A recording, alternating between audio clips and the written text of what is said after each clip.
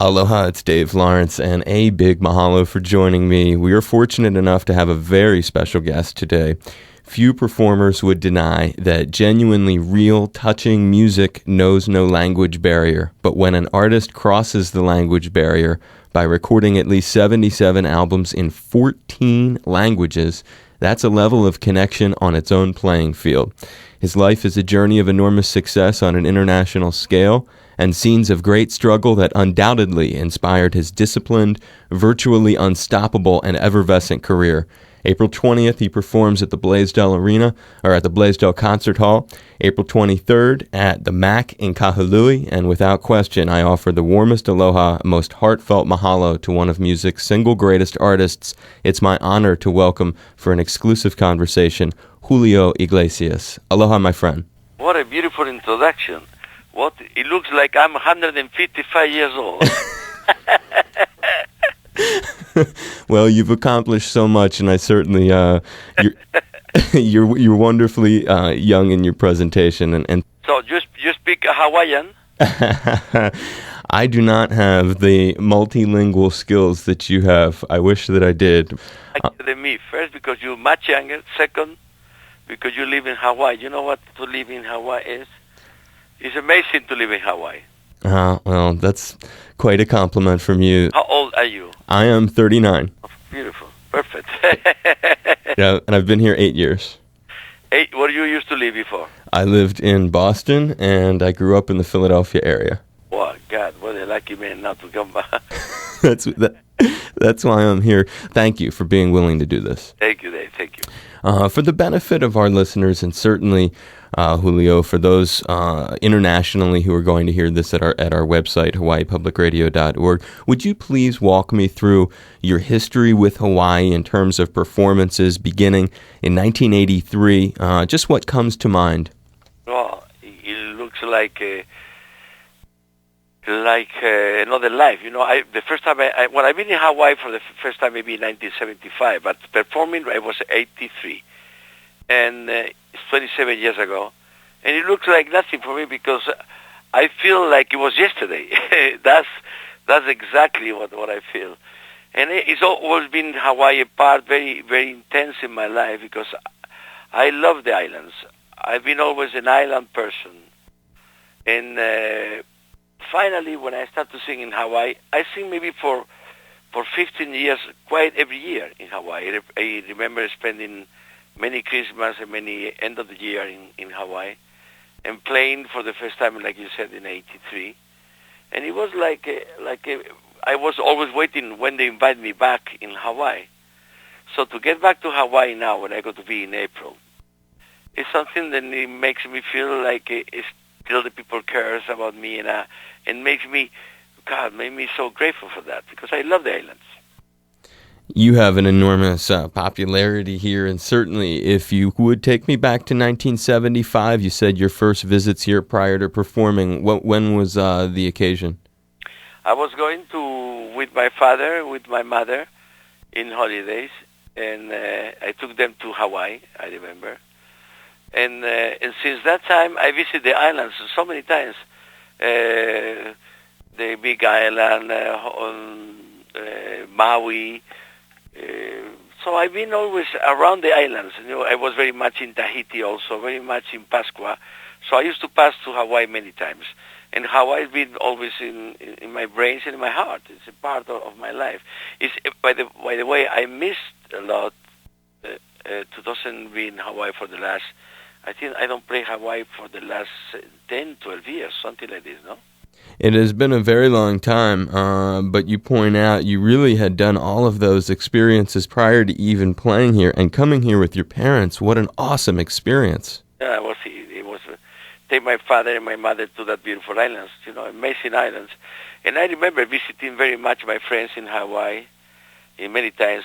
By the way, I make a mistake because I was in Hawaii 6, 7, 8 years ago, the last time visiting the Morita family when the chairman of Sony Corporation was very sick. I remember being there. I forget to. So the last time I was in Hawaii was in Honolulu in 7, 8 years ago. That was the last time. Probably right when I was arriving. Exactly.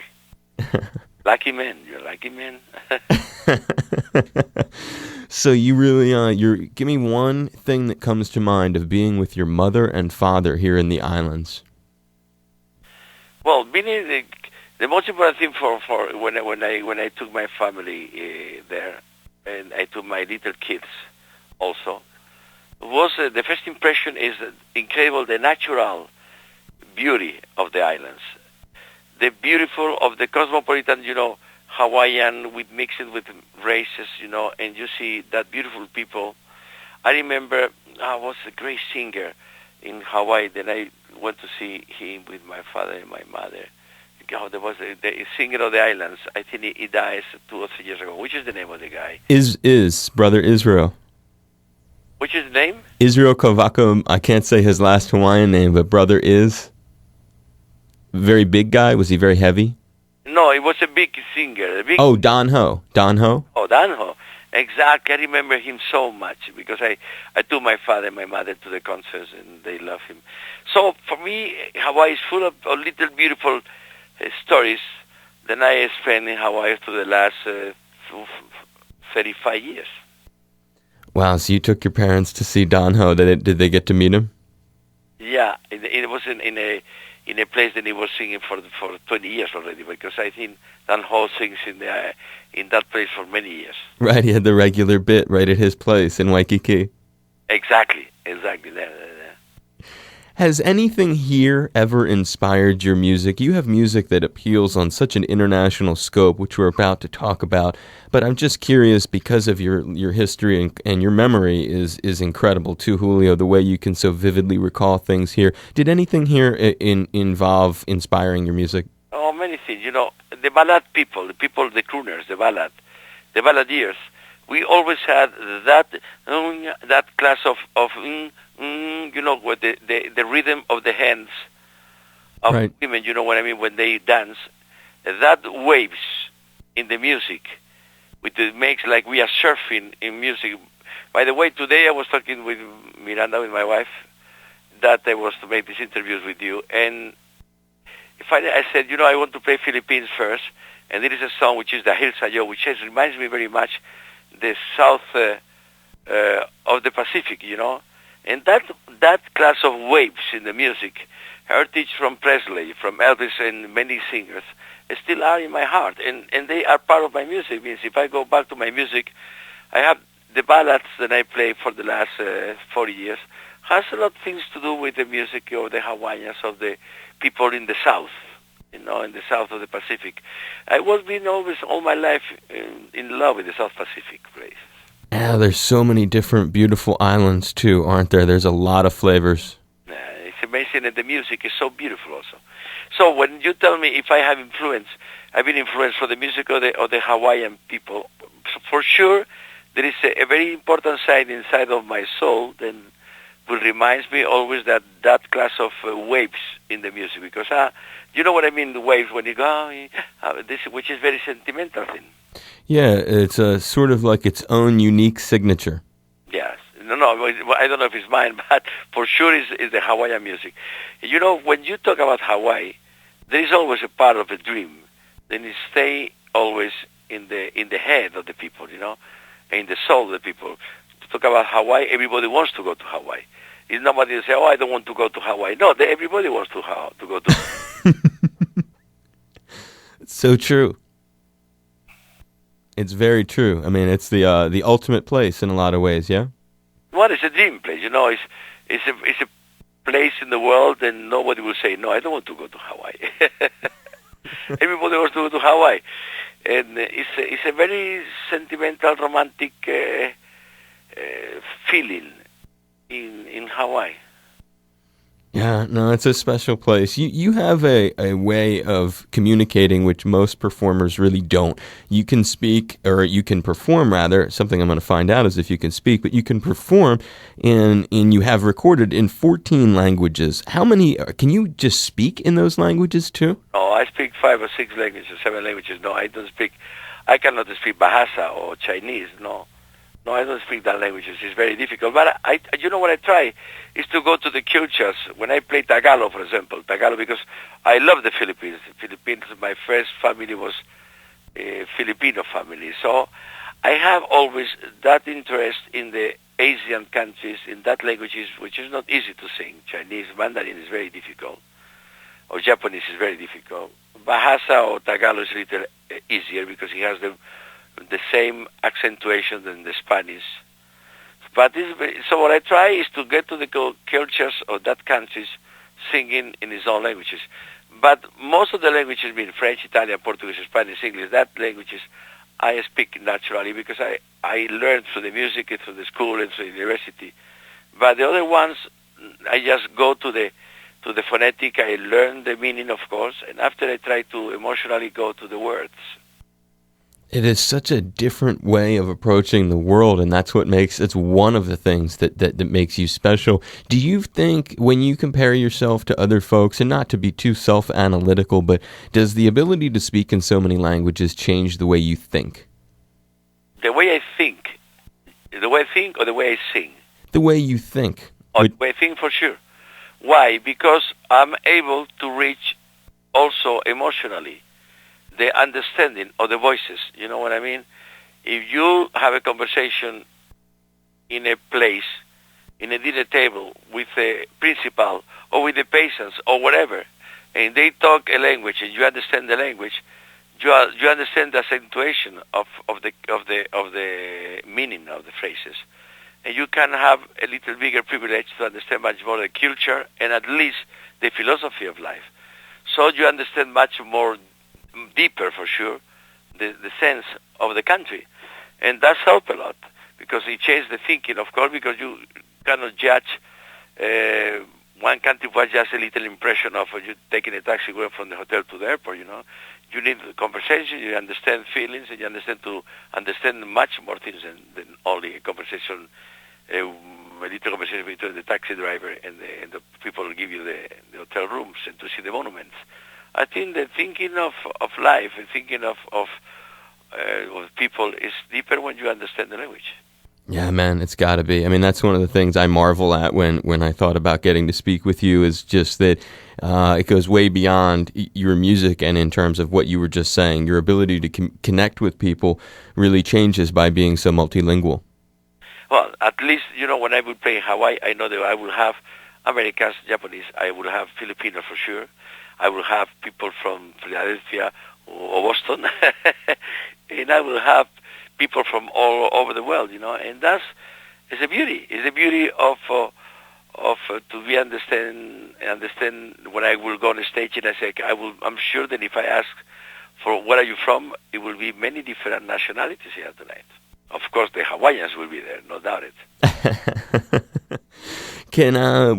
I know that you were one of the first artists on the ground in Haiti, which is next door to where you partially reside in the Dominican Republic. Do you speak Creole?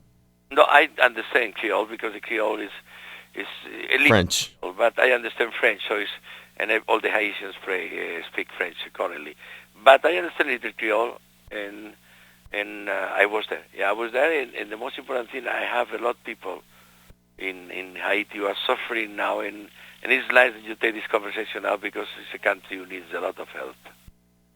Well, that's why I give you a chance to really talk about it and maybe share some of your personal experiences there, because just you speaking about it with me will certainly carry some weight. If you can kind of go through maybe a little bit of being on the ground there so recently. It means that you understand exactly what happened physically, you know, because it's a way to understand much more, not only with the photographer or whatever, to understand the suffering of the people. And the only thing I can tell to you today, to your listeners, is that Haiti, without any doubt, is the country who suffer not stronger because of the scale of the earthquake, but stronger because of the situation of the people, because they used to live in houses with not any programmation for earthquakes, you know. So the death was terrible, the amputations was terrible, and the miserable situation is really something that you don't see, you don't understand. So what I try to tell to the people now is It's so important to prevent that situations. But in a way, we lose the conscience 5 weeks later. We lose like nothing happens. But the most important thing is at least I was there, and I've been helping for the last 5-6 weeks every day. And we're doing a polytechnic beautiful there, so we try to do the best we can, but it's still, the need is so big, and it's so many things to do, and I don't know how to explain that. It's very difficult. No, it is, and that's why the reason I bring it back up to Julio is because of what you just said, that several weeks out, it doesn't become the big deal to people anymore, and it really needs to maintain a place in the public consciousness. Exactly. Do you like the band Bookman Experience? Sorry? Do you remember the Haitian band Bookman Experience? If I remember... Yeah, they were a big Haitian band, a musical group called Bookman Experience. No, I know the group, but I don't know them. Just curious, because it's unique that you reside. How much of the year are you there in the Dominican Republic? I've been in the Dominican Republic for the last 12 years, spending 2 months a year only, but enough to understand much more Haiti, because in the corporation that we own, there is like 2,000 Haitians who work with us, and in my house there is also people from Haiti. So we have a lot communion thoughts with the Haitians. I have a lot of friends there, and I have my people who work with us, and there is very much influence in our lives for these beautiful people, because I love them. How much of a role has Madrid and your childhood in Madrid played in the passion that you have to perform? Where did it first coalesce? Oh, Madrid, is my born situation. I was born in Madrid, but the passion for music doesn't have to do nothing with the place I was born. I think the passion of music is something that you have in your heart, and you don't need to born in a special place to have that passion. No? I think that the passion for music comes from the galaxies to the people. The passion for your journalism, radio comes from passion, also from passion which is not because you were born in Boston. Well, you were born in Boston, no? No, I was actually, funny enough, born in Plantation, Florida. In Plantation, Florida. So you've been all over the places. A warm place, too, yeah. You feel much more home in Hawaii, for sure, than in Philadelphia. Exactly. But you know what I mean. I was just, I guess, asking this. The question really was, when you think about Madrid, was there a turning point as a kid that inspired you to pick up performance as such a passion? I have much more influence from my mother and my father's side. They were born in Andalusia and in Galicia than from Madrid. Madrid, no, I don't think Madrid has much more to do with my music. I love Madrid, but Madrid is not really influencing my life. Oh, that's cool. I understand. It was always curious how that connection played out. Finally, I end with this, Julio. Our Hawaii Public Radio Spring Fundraiser is happening while you're in the state for your pair of concerts. And as the statewide voice of public radio in the islands, I was wondering if you'd be willing to lend your support by visiting us and just providing that motivation and incentive for listeners and volunteers. I will play Honolulu Day 20, and what is the foundation day? We are doing it from the 14th to the 24th. Oh, well, we will be here. Maybe I will go there. You make this invitation to my promoter, and I will be very happy to be there. Okay? That will be something I will do for sure, and it's just, we really do appreciate your time. I will be there for sure, because I will be arriving from Korea the 18th. So I'll have time to go there with all my heart, okay? We really appreciate it. You're a solid brother. I hope you've enjoyed being my guest. Thank you. I will be your guest when I go to Hawaii. Remember me makes that, and we will do with pleasure, okay? Thank you so much. I appreciate it, Julio. Thank you, Dave. Thank you. Very nice to talking to you, and I will be with you the 18 or 19, right? Julio, I appreciate it, brother. I'll see you here. Please have a safe trip. A big kiss for you, Dave. Thank you. You're a great man. Thank you, man. Travel safe. Aloha. Aloha, this is Julio Iglesias, and you tune to my friend Dave Lawrence.